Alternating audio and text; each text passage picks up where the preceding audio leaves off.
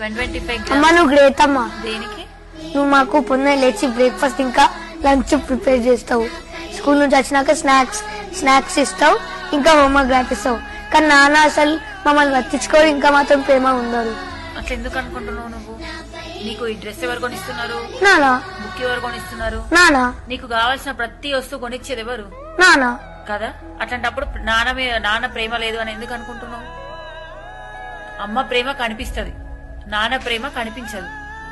అర్థమవుతుందా? మరి అమ్మ ఇంకోసారి నాన్న అట్లనా? నువ్వు నా ప్రాణం మనిన సరిపోదట మాట, నాన్నకై ప్రాణం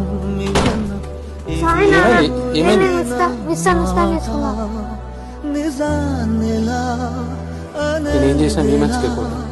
ఇవాళ నీ ఎదుట